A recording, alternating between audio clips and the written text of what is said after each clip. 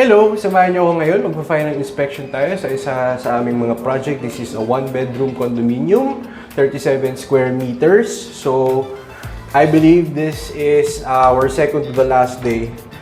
So, meron pang mga nagre-retouch. Liga.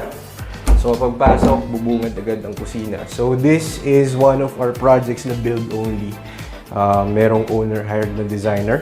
So, pagpasok, meron tayong mga shelf dito na may metal rod. And this is our kitchen.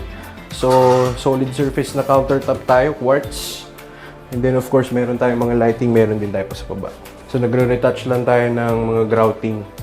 Pasok tayo dito. This is one of the features. So, pareho yung countertop dito, kagaya nung sa kitchen.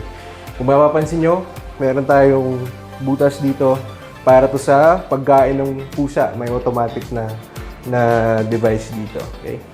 So, isa sa mga final inspection sa aming sa Arcadius, we want to make sure that everything is up to our standards, up to quality. Meron tayong ganitong checklist. For example, yan, quality checklist sa carpentry. Merong 4 na tao na mag-check. Magsasign tayo dyan mamaya. Okay? So, kailangan by tomorrow, maayos lahat ng mga kailangan ayusin.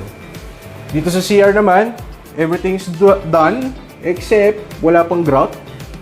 So, kung titignan nyo dito, ayun, no? Bukas pa siya. Kailangan pa natin siyang groutan. Ganda nung accent wall. Gamit natin subway tiles.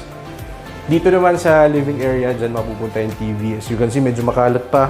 Meron tayong washing machine na i-install. Dito yung sofa.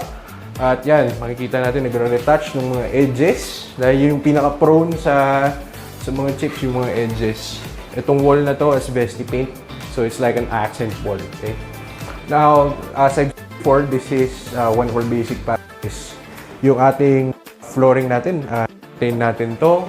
And as you can see, yung ceiling natin, hindi na tayo nag-drop.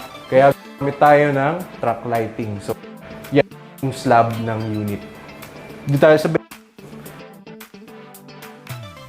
ito yung dating door as provided by the developer. Pininturahan natin para mag-match yung kahoy. Ganun din dyan sa TNB. Okay.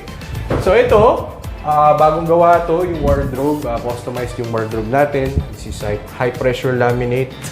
Tapos, of course, meron tayong mirror dito. Full body mirror. Now, dito mag-work. May desk lang dito. May outlet dito sa kanan. And, of course, asbestos ulit. This one is a customized bed.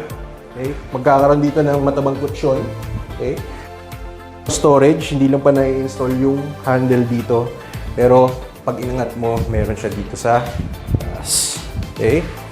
Meron din mga drawer dito sa gilid. Okay? Pwede siyang storage. Tapos, meron tayong customized na head na kung outlet para buhat ka na lang dito yung pag-charge ka. Okay. So, pag nag-punch list na tayo dito, meron pa tayong mga kailangan i-finishing touches. Yun yung ginagawa natin ngayon. Tapos, ready na siya for moving in ng mga furniture, appliances, and other owner-supplied materials. Okay? So, yung mga kagaya ng ganito is owner-supplied. Depende naman po kung ano yung magiging package sa amin, kung ano yung kasama sa amin or kayo yung bibili. So, katulad ng mga decorative lighting na ganito, this one is owner-supplied. Alright, so, hopefully, by tomorrow, this will be addressed. Everything in this will be addressed. So, for example, yan, sa TNB tiles, okay? No grout applied yet. Yan, makikita po natin mamaya. Ma-check siya ulit hanggang sa lahat ito ma-check. Ito yung pirma bago natin ipakita ulit sa ating client. Alright? Thank you! I'll see you soon sa next video.